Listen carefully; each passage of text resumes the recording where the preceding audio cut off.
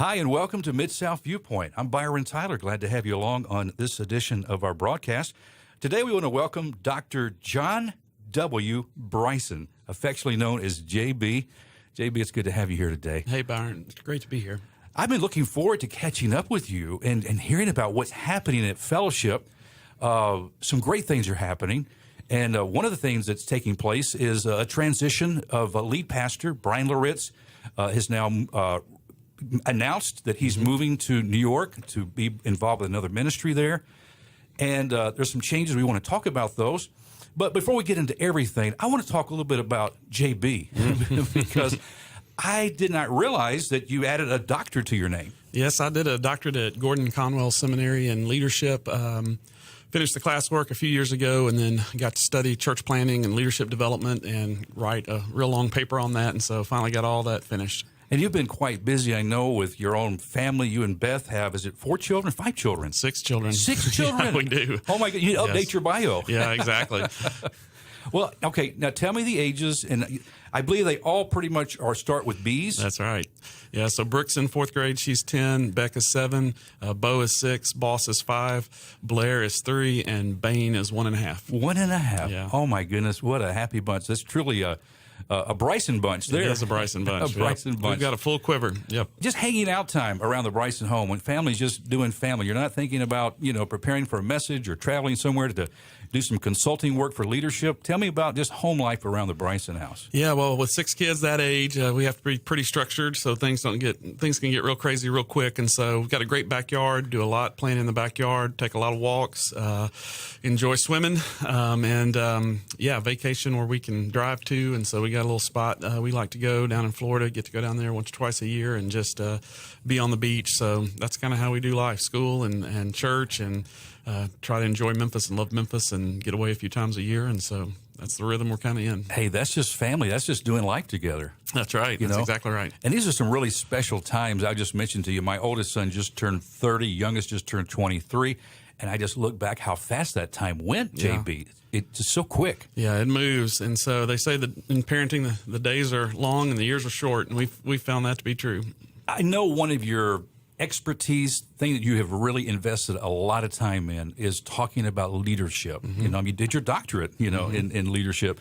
What is your definition of a leader and of a leader's role? Yeah, my favorite definition of leadership is taking initiative for the benefit of others. And so in any situation, it's stepping out of passivity and taking initiative so that others may be blessed and God may be glorified. And so I think anyone that does that is leading and is acting as a leader. We look at leadership and we have a lot of displays of different kinds of leadership all across us every day, And unfortunately, we don't always get the best picture of what you just described and what leadership is.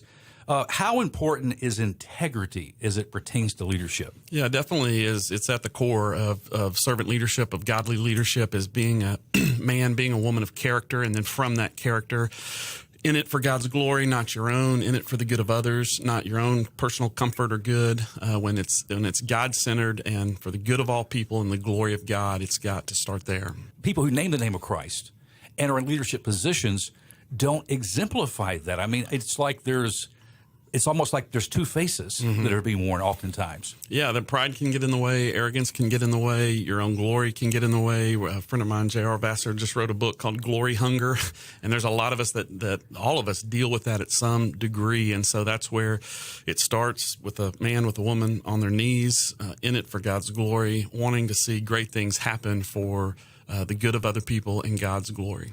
JB, what has been your toughest challenge in building your personal leadership skills? Yeah, my own heart. And so obviously going to war with that first, that and making sure that, I am in the sanctification process and walking with the Lord and dealing with sin and being a man of repentance in my own heart.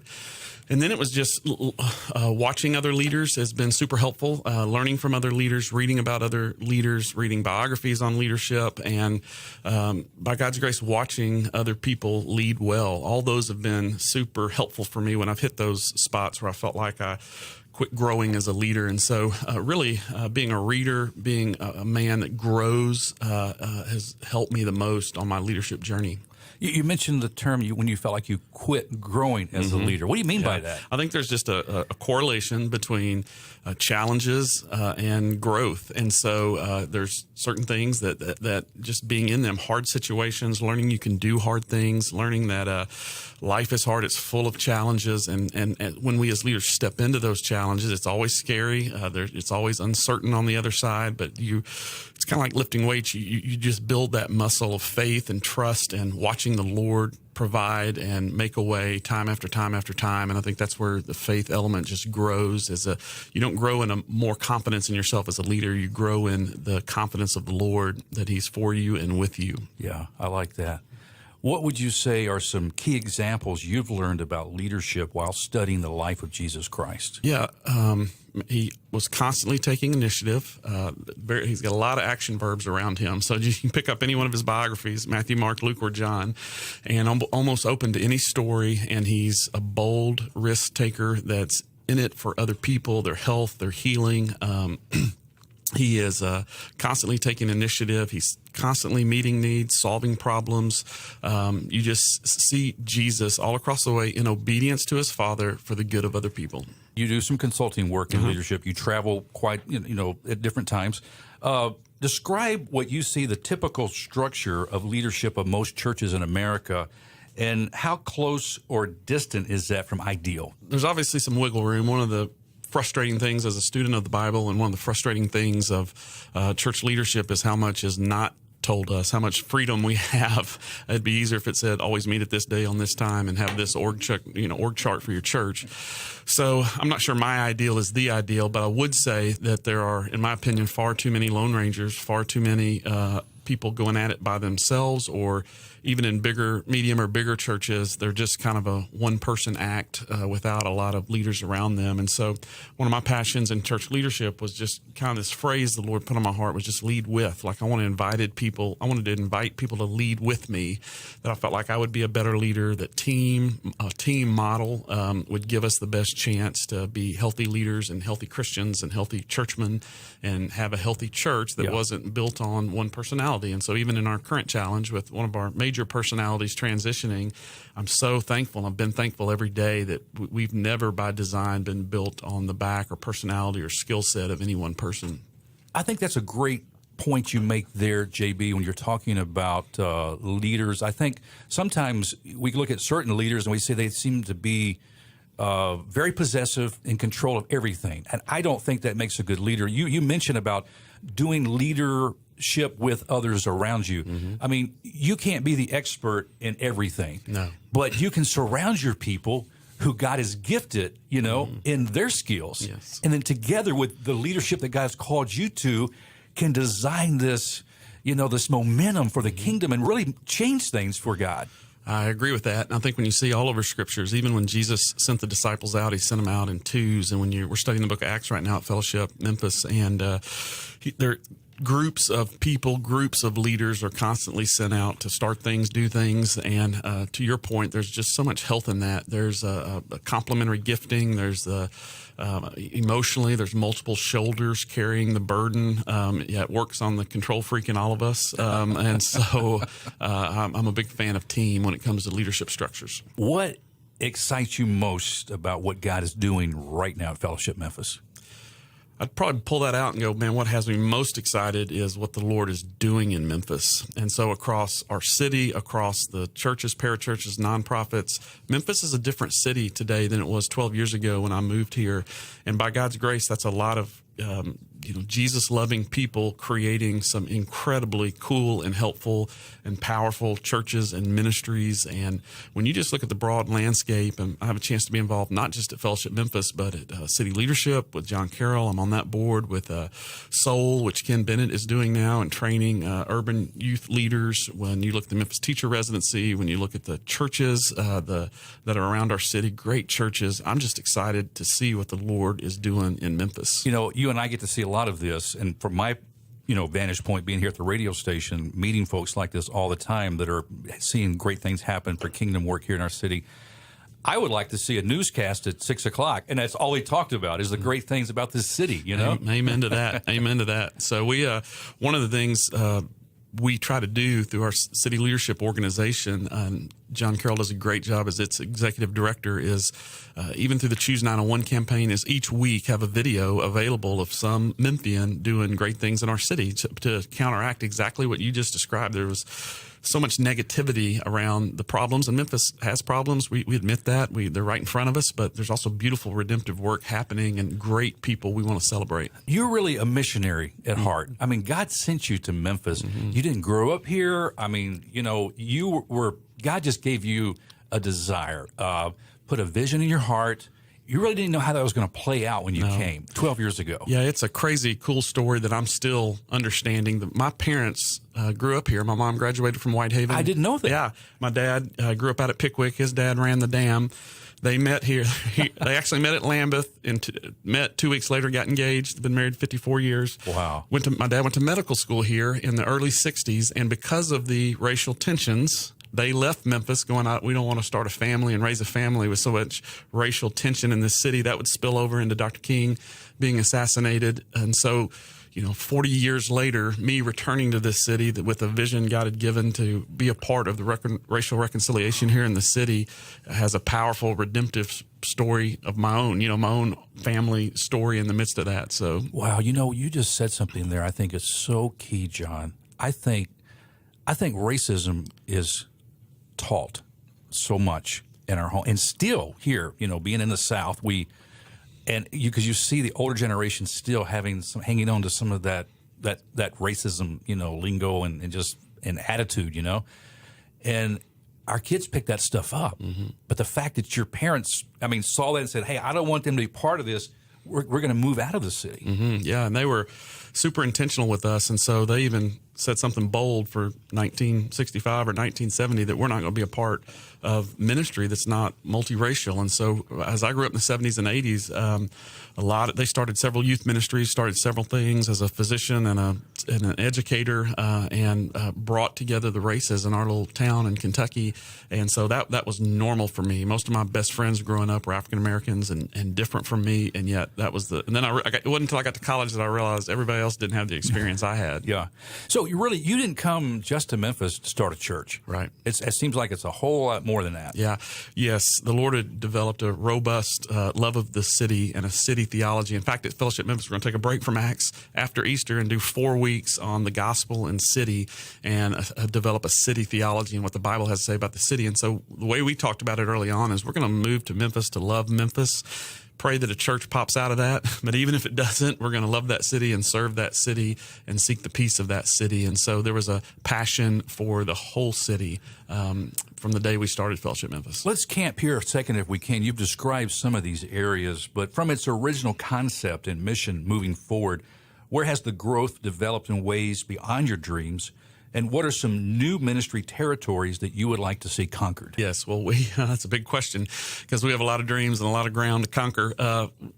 The first part of that question, I think, is we've been overwhelmed at just the racial diversity God's given Fellowship Memphis. I can remember the first 5 years just looking at each other and all of us going, man, maybe we're laboring for a day we won't see. Maybe we're laboring for a new normal for our kids. And so the last 7 years of fellowship, how many people from diverse backgrounds, how many multiracial families who've done transracial adoption. We've just become this home for so many in our city that want to see a new normal, that want to see the gospel knock down those walls of racism and segregation, and that's just been amazing. The number of young men we've been able to train has been just a wonderful gift to us and just so cool, especially with fatherlessness on a massive rise, to be able to spiritually father and speak into the lives of so many 20-something young men. What the Lord's doing at the University of Memphis and Rhodes through our partnership with Campus Outreach and the work they're doing is just amazing. If you don't know that, you need to hear that story of just how many students have come to know the Lord in the last 4 or 5 years, right in the dorms and fraternity houses and sorority houses of the University of Memphis, and as well as Rhodes and Christian Brothers. It's been amazing what the Lord's doing there. We've got 12 African-American college students from the University of Memphis going to South Africa for 8 weeks this summer on a mission trip, and just got to introduce them to our church on Sunday. And so there's a lot of things that have me excited. Some might say, JB, that we're making too big of a deal about this race issue. You know, some 40 plus years have gone on since Dr. King's assassination. There have been improvements and change. Why make this special emphasis? Why talk about this race issue so much? Yeah, well, it's a sin issue. It's a gospel issue. It's on the one hand, we make it clear that, racial reconciliation, the race, that's not the gospel. It's, but it's an outworking of the gospel. And so, and I would also say that's the privilege of majority culture to be able to even make that statement. Because if you're a minority in America, you're dealing with racism every day. So it's a privilege. It's white privilege that allows you to even ignore race or wonder why we talk about this. The truth is, especially for our African American brothers and sisters, we live in a racialized culture. And even recently with Ferguson and Trayvon Martin and New York, we've realized what a big deal race is and how it's embedded into our country, and it's how it's our country's original sin. And so that it's very reductionistic and really kind of self-righteous to just kind of or it's just from a place of privilege. Can you even ponder that? Man, are we talking too much about race? Because the truth is, it's a reality every minute of every day for our entire country. Great opportunity is for all, especially Memphians. If you've never gone to the National Civil Rights Museum downtown, you need to do it. Yep. You need to do that. Yes. And I watched recently a documentary that PBS had on the lynchings that took place in Mississippi. And I was exposed to some things, John, that I never knew about. And I just started weeping. I did not know that here God created human beings were treated so horribly. I'm not talking about backwood lynchings. I'm talking about public displays where people were having like parties. Yes. And I thought, oh my God, have mercy on us, So there is a lot of healing that needs to take place. And we, the church, can be that healing agent. Exactly. And Christianity, it demands that we have sympathy and empathy toward our brothers and sisters in Christ. And so what you just described, educating yourselves, is a powerful way to seal that issue up in our own hearts. And then relationship, like when there's a relationship, when there's lack of distance, when you truly befriend folks from a different race, culture, ethnicity from you, then you take on their burdens. You'll hear their stories as we hear, and issues with issues that pop up with the police and African Americans and the history there. I've heard too many of those stories through relationship. That's not surprising to me. Yeah. Some of the Department of Justice findings in Ferguson. You mentioned a moment ago that it took about that first 5 years you were wondering, are we even doing the right thing, But do you feel like that the community was trying to say, hey, who are these guys? What are they really about, So often we want to go in and push buttons and see things happen quick. Yes. That's not always God's plan. No. I mean, he wants to see, how much are we really going to lay out there? How much are we really willing to give of ourselves in loving Jesus? Yeah, that was a gift to us, that the struggle of the early years of our church. And we did make a bunch of mistakes, and we were a bunch of entrepreneurial church planners. Kind of felt like the Wild West, kind of figuring this out. And so that's very true. But it was also kind of what's great about church planting is just like it's like a speedboat. You're not trying to move a barge. You're like, man, that didn't work. Let's try this. Let's learn this. And we did look at Memphis with fresh eyes and go, we didn't have a history of, somebody's already tried that over there and it didn't work. We were just like, our ignorance helped us fuel our idealism. What have been some of the biggest adjustments, or some of the adjustments, since Brian Loritz announced leaving the ministry to go to New York? And how has that changed the dynamic of fellowship? Great question. And the way I talked about it with our body was, anytime there's been a transition from Fellowship Memphis, I've had a hard time exactly knowing how to talk about it. And so kind of to bring you into that tension, on the one hand, I never want to dishonor or minimize somebody like Pastor Brian's contribution to our church as a co-founder, and shouldered a lot of the preaching, and was our lead pastor the last 6 years.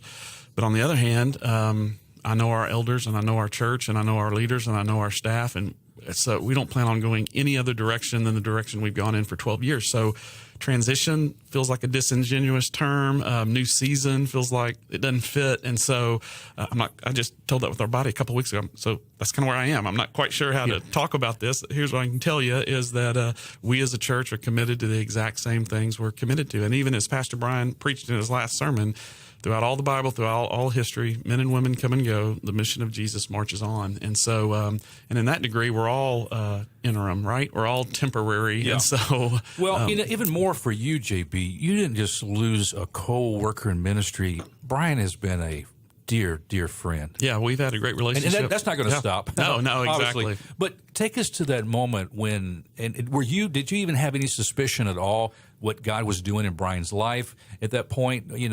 Pointers, or when he came and shared with you what he believed God was doing. Take us to that moment. Yeah, I think because we've had a tight relationship over 12 years, there's been several moments where both of us have gotten opportunities, been approached by things. We've always talked to each other about that. And so when that popped on the radar in the fall, and he came back from his vacation and time away in the summer and said, man, I think the Lord may be winding down my season.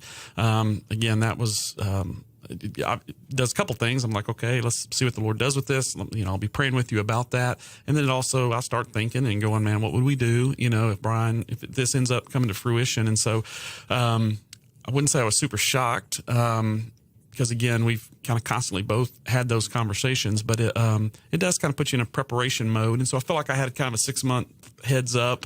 And then as the Lord made that clear for him, our elder, the circles started processing that with him. And so by the time he made that final decision there in December, and we announced it first week or two of January, I had to be careful not to just move faster than our body and let them feel that and experience that and kind of help shepherd them through that, and still doing that as we're preparing for what future teammates God may bring us. As you mentioned, the ministry of Fellowship Memphis, 12 years now, working here in the Memphis community. You currently have 3 campus outposts.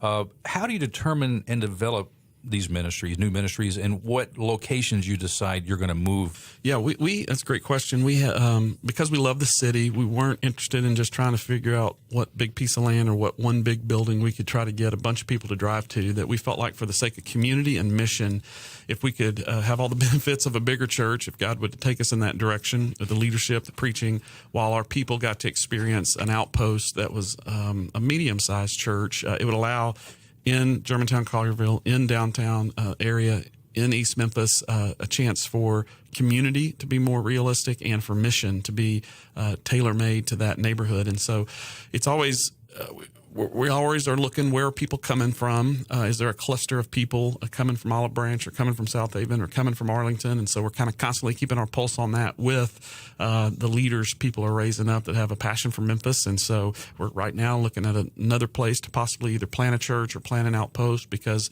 those two things are there. We've got some neighborhoods where a bunch of folks are coming from and a person who has a passion for that area. Talk about the current diversity in your church leadership staff. I mean, God has raised up these men, Yes. And women too, Yes. that are part. But these particular 3 outposts you've got a dynamic team in each of these locations. That's right. And we're blessed by that. And that's, to tie these two conversations together, is one of the reasons I feel like we've been able to absorb so well someone like Brian Lorett's leaving, is we've got a solid team and some really good men and women committed to each of those outposts. And so that's a blessing. JB, you personally have developed a manhood curriculum called Series 33.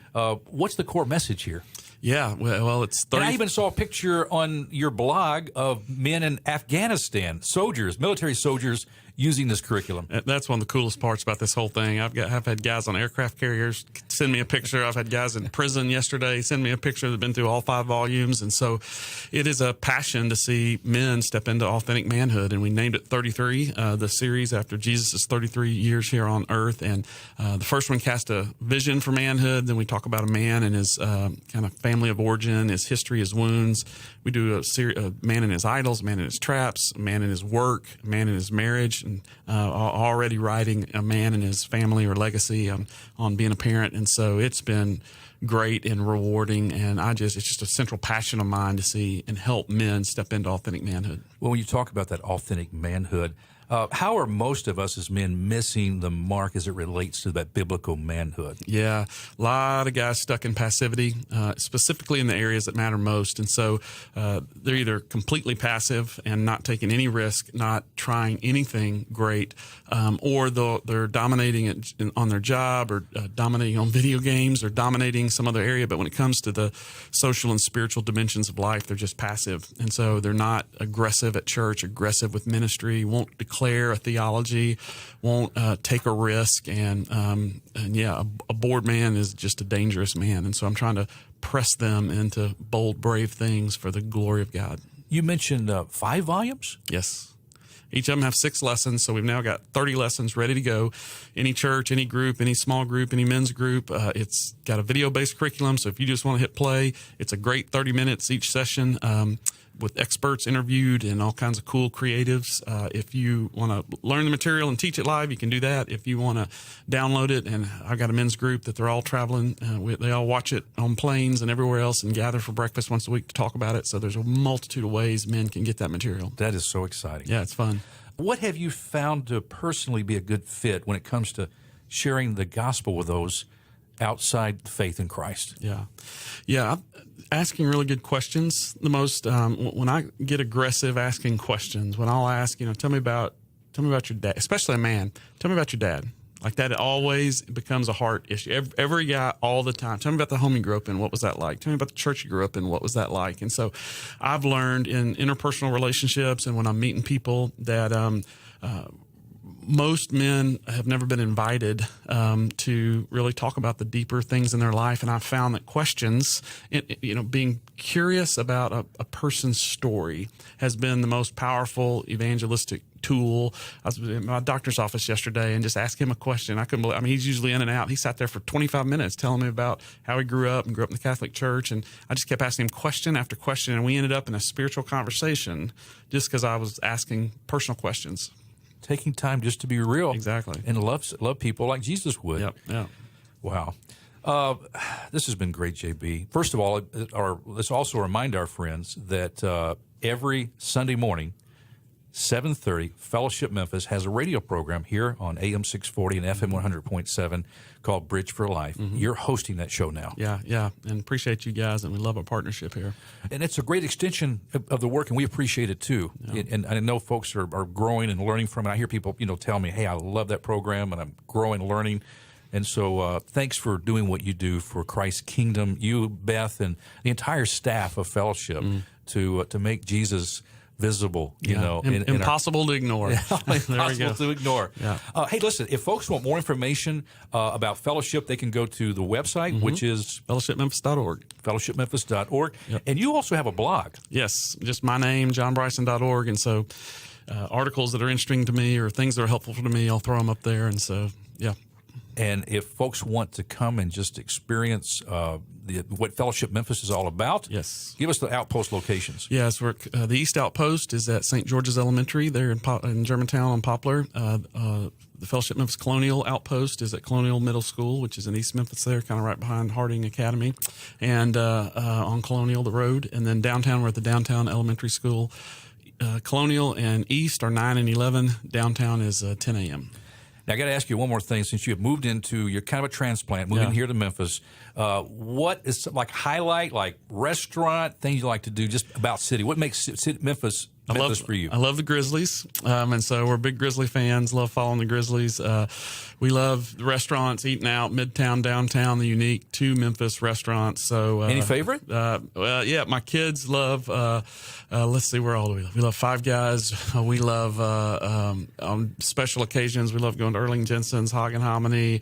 We love Huey's. Just the whole, we're good eaters at my house, so all over the place. Looks like you've been working out today, too. You've got your workout clothes on. I did. I dressed for radio today, yeah. So perfect. Listen, JB, it is always a pleasure to have you stop by and share. I've missed this time. I always enjoy when we get together. Let's do it more often. Let's do it. I'm serious. Come back and we'll do that. Thanks, man. Friends, that's all the time we have on this edition of Mid-South Viewpoint. I'm Byron Tyler. Thanks for stopping by. We'll talk to you next time. Bye-bye.